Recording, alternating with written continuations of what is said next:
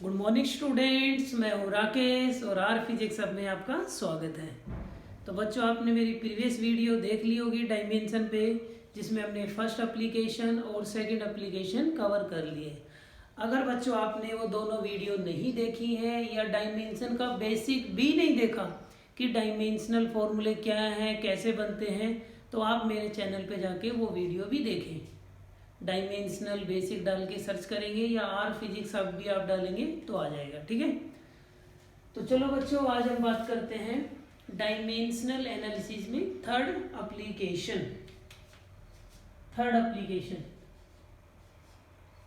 To application थी, to convert one system of unit into another system of unit, second third to check the फॉर्मूले। आज most important है बच्चों,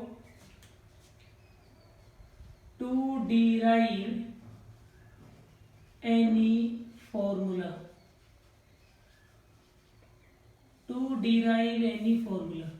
कोई भी फॉर्मूला हम डायमेंशन की हेल्प से बच्चों डिराइव कर सकते हैं।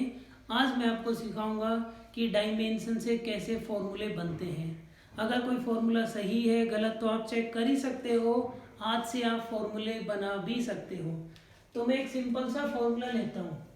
जैसे आपने सुना होगा कि सिंपल पेंडुलम के अंदर जो टाइम पीरियड होता है वो लेंथ पे डिपेंड करता है, मास पे डिपेंड करता है, एक्सेलरेशन ड्यू टू ग्रेविटी पे डिपेंड करता है।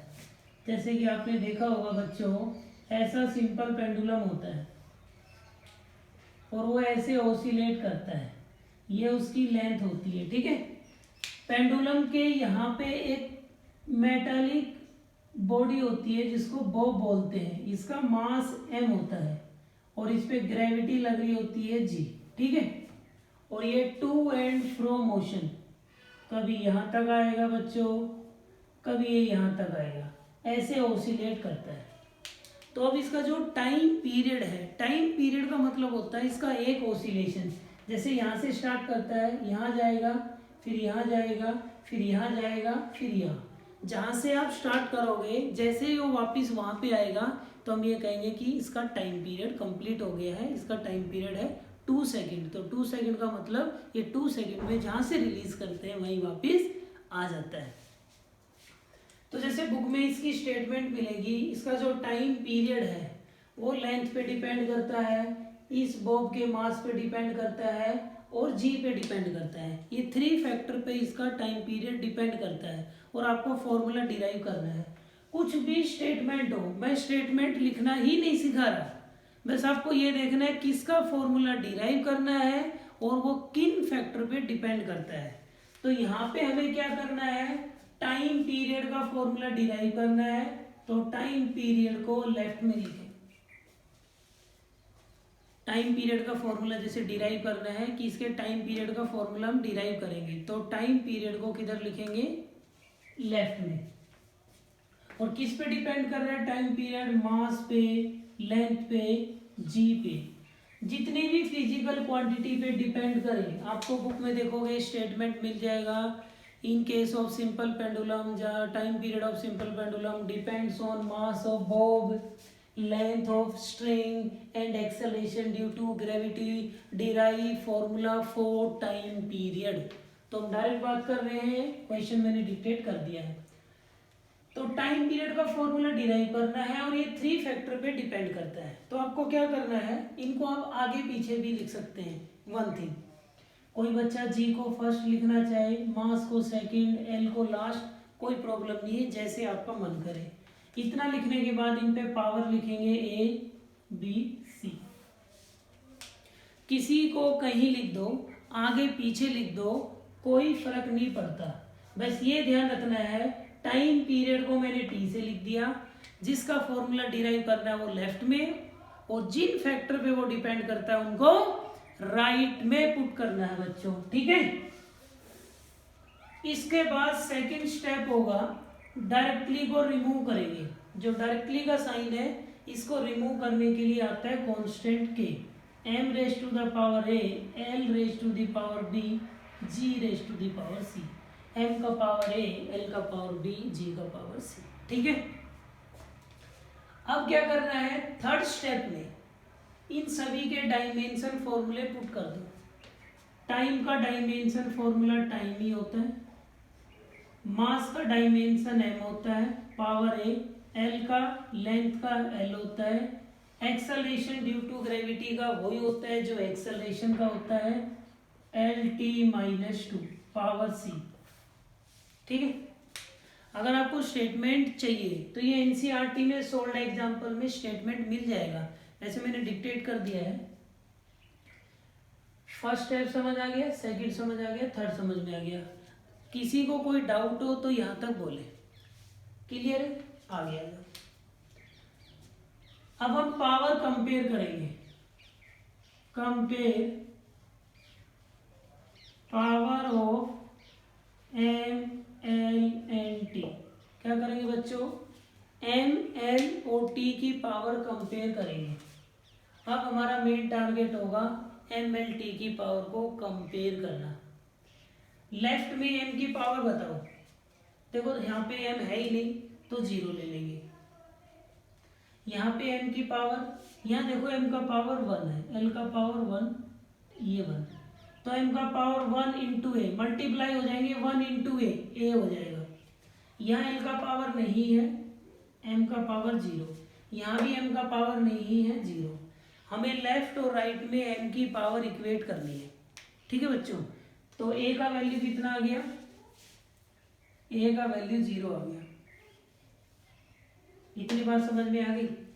अब बच्चों में बात कर रहा हूं एल का पावर इधर नहीं है 0, यहां भी नहीं है एल 0, 1 इंटू बी मल्टीप्लाई करेंगे तो बी हो जाएगा। इन सब की पावर ऐड करेंगे, फिर यहां आ जाओ 1 इंटू सी प्लस में सी। एल की पावर देख रहे हैं, दोबारा देख लो। एल का पावर यहाँ 0, यहाँ 0, 1 इंटू बी बी प्लस में 1 इंटू सी सी, आगे है नहीं।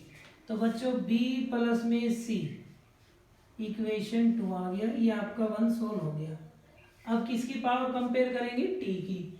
टी का पावर यहाँ कितना है? 1। यहाँ टी नहीं है 0, यहाँ भी टी नहीं है 0, यहाँ टी का पावर है -2 इंटू सी। -2 इंटू सी कितना हो जाएगा? -2c। 1 is equals to -2c, सी का वैल्यू -1/2। ये इक्वेशन 3 हो जाएगी बच्चों। ए का वैल्यू आ गया, सी का आ गया, सी का यहाँ पुट कर दूं तो बी का वैल्यू आ जाएगा। फ्रॉम 2 and 3 तो 0, सी का वैल्यू -1/2 तो बी का वैल्यू 1/2। तो ए बी सी तीनों वैल्यू आपके पास आ गई है। यही टारगेट होता है जब भी बच्चों फॉर्मूला डिराइव करना होता है, मेन टारगेट हमारा ये ही होता है। कुछ नहीं करना, लेफ्ट में जिसका डिराइव करना है उसको लिखो, और जिस फैक्टर पे डिपेंड करता है उन फैक्टर्स को बच्चों राइट में लिखो। ये सिंपल सी बातें होती हैं। इतना करने के बाद सेकंड स्टेप पे जाएंगे। इतना निकालने के बाद सेकंड स्टेप क्या है? T इज इक्वल्स टू के एम। ए का पावर पुट करेंगे 0, एल का पावर पुट करेंगे b 1/2, जी सी का पावर पुट करेंगे -1/2। किसी की पावर 0 क्या होता है बच्चों? 1। तो टी हो जाएगा के एल की पावर 1/2, जी की पावर -1/2। इस -1/2 को अपॉन में लिख सकते हैं, तो बच्चों ये हो जाएगा के एल की पावर 1/2, जी की पावर 1/2। 1/2 का मतलब होता है अंडर रूट, तो रूट में आ जाएगा ये टी के रूट एल बाई जी। तो ये बच्चों टाइम पीरियड का फॉर्मूला डिराइव हो गया। आगे पढ़ाऊंगा मैं 10th यूनिट में। इस के का वैल्यू 2π आता है, एग्जैक्ट फॉर्मूला आएगा 2π√L/g। लेकिन डायमेंशन की ये प्रॉब्लम है, कांस्टेंट डिटरमाइन नहीं कर सकते, बस फॉर्मूला बना सकते हैं। यहाँ कांस्टेंट क्या आएगा ये एक्सपेरिमेंट से पता चलता है। तो ये एक क्वेश्चन मैंने करवाया है थर्ड एप्लीकेशन पे, समझ आया? एक क्वेश्चन और देख लो जिससे ये एप्लीकेशन आपको क्लियर हो जाएगी। उसके बाद आपको बहुत सारे क्वेश्चन होंगे बुक में, नोटबुक में, आप उनकी प्रैक्टिस करें ऐसे ही। लेफ्ट राइट में डायमेंशन लिखे, पावर कंपेयर करें, ए बी सी की वैल्यू निकालें और सेकंड स्टेप में पुट करें। एक और करवा देता हूँ जिससे थोड़ा सा और क्लियर हो जाए।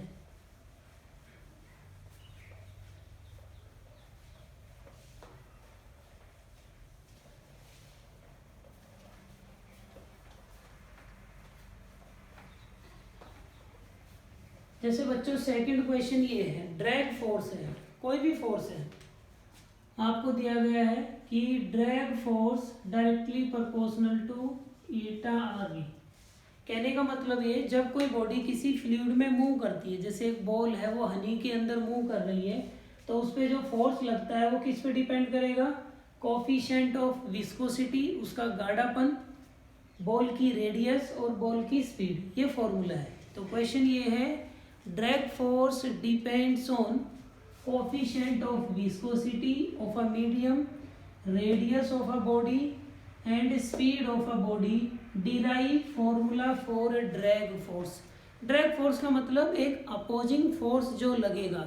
जैसे आप किसी बॉल को थ्रो करोगे एयर में, तो एयर पीछे की तरफ फोर्स लगाएगा, या वाटर में थ्रो करोगे या हनी में, उस फोर्स का नाम होता है ड्रैग फोर्स। आगे देखेंगे ड्रैग फोर्स को डिटेल में।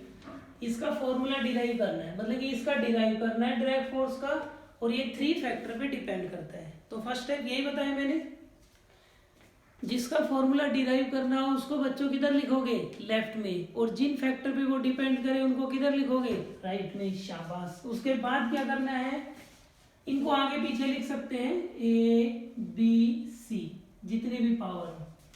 90% क्वेश्चन में 3 क्वांटिटी ही होंगी, 3 से ज्यादा डिराइव करने में प्रॉब्लम आती है, बाद में बताऊंगा। सेकंड स्टेप क्या बताया था, डायरेक्टली को हटाने के लिए कांस्टेंट के, ईटा ए, रेडियस बी, स्पीड सी। ईटा है ना कोफिशिएंट ऑफ विस्कोसिटी का डायमेंशन फॉर्मूला याद किया होगा, ml -1 t -1। थर्ड स्टेप में बच्चों क्या करना है, इनके डायमेंशन फॉर्मूले पुट कर रहे हैं, तो जल्दी से पुट कर दो। याद है फोर्स का तो याद है ही, ml t -2, इनकी पावर नहीं है 1 1 लिख लो। ईटा का याद है ml -1 t -1, m को 1 लिख लो, इसकी पावर है। रेडियस लेंथ, लेंथ का l हो जाएगा, पावर b, स्पीड का एल टी -1 c, इनको 1 1 लिख सकते हैं। तो जो डायमेंशन फॉर्मूले मैंने फर्स्ट क्लास में डिस्कस किए थे बच्चों, वो याद होने चाहिए, उनके बिना काम नहीं चलेगा। वो डायमेंशन मैंने पुट कर दिए। अब क्या करना है, कंपेयर करना है बच्चों। Compare power of M L and T, M L and T की पावर कंपेयर करेंगे, ठीक है। तो कंपेयर करो बच्चों, एम का पावर कितना है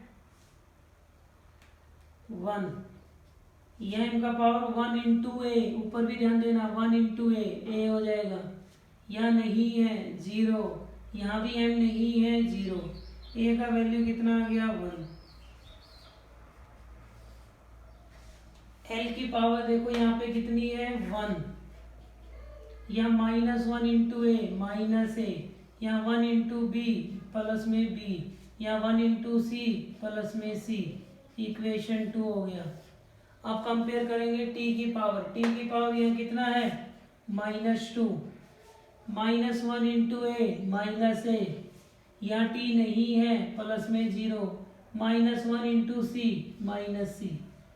ए का वैल्यू कितना है 1, पुट कर दो यहाँ, ए का वैल्यू 1 पुट कर दो बेटा, ए का वैल्यू 1 पुट करेंगे तो क्या होगा, -1 इधर आके +1 हो जाएगा, -1 माइनस सी, सी का वैल्यू कितना आ गया 1, A1 C1 वो दोनों यहाँ पुट कर दो, AB1 CB1, तो ये कट जाएंगे, BB कितना आ जाएगा 1 1, मतलब कि तीनों की वैल्यू बच्चों कितनी आ गई 1 1। वैल्यू आने के बाद मैंने बताया सेकंड स्टेप में रखेंगे। सेकंड स्टेप में ड्रैग फोर्स है K, ईटा पावर 1 R1 V1, ये आपका फॉर्मूला डिराइव हो गया। ऐसे आपको नोट्स में, असाइनमेंट में और भी क्वेश्चंस मिल जाएंगे, तो अपना खुद से ट्राई करें। कोई डाउट हो तो मुझे ज़रूर बताएं। तो ये आपकी थर्ड एप्लीकेशन कंप्लीट हो गई है। नेक्स्ट क्लास में हम बात करेंगे प्रिंसिपल ऑफ होमोजेनिटी की बात करेंगे और डायमेंशन की लिमिटेशन की बात करेंगे। Then your chapter is finish. Okay, thank you.